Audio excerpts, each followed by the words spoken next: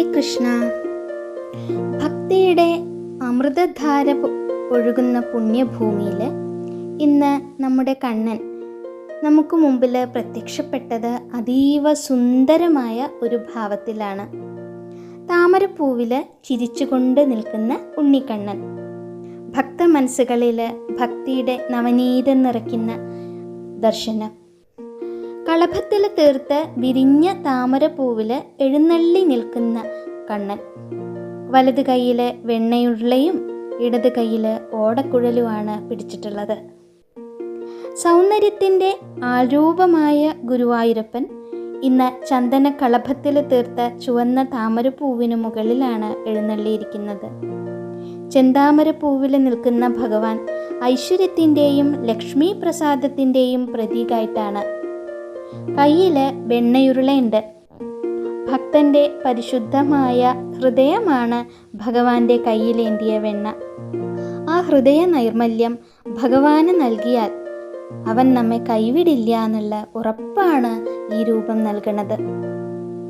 മറുകൈയിൽ ഓടക്കുഴലാണ് കണ്ണൻ പിടിച്ചിട്ടുള്ളത്.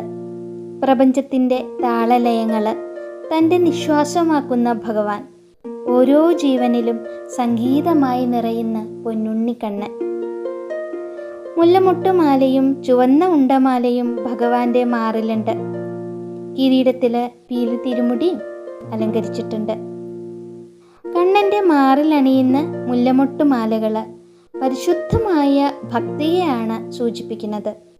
ഓരോ മുല്ലമൊട്ടും ഭക്തൻ്റെ കണ്ണുനീരും പ്രാർത്ഥനയുമായി കോർത്തതുപോലെ ഭഗവാന്റെ ഹൃദയത്തോടങ്ങനെ ചേർന്ന് നിൽക്കുകയാണ്. പീലി തിരുമുടി ചാർത്തിയ ആ നെറ്റിയിൽ ഗോപിക്കുറി തിളങ്ങുന്നുണ്ട്. അത് ഭക്തന്റെ അജ്ഞാനത്തെ നീക്കുന്ന ജ്ഞാനപ്രകാശമായിട്ടാണ് മാറണത്.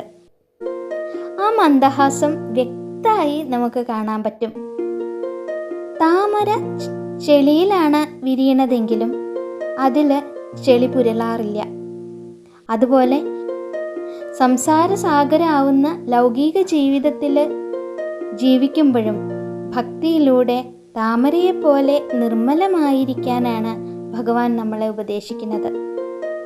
ഈ കാണുന്ന രൂപം വെറും ചന്ദനമില്ല, അത് നമ്മുടെ ഉള്ളിലെ പരമാത്മാവിൻ്റെ പ്രകാശമാണ്.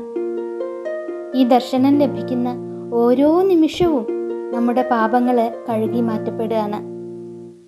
ഗുരുവായൂരപ്പൻ്റെ ആ കള്ളച്ചിരിയിൽ സകല ദുഃഖങ്ങളും മറന്ന് നമുക്ക് പ്രണമിക്കാം. ഓം നമോ ഭഗവതേ വാസുദേവായ.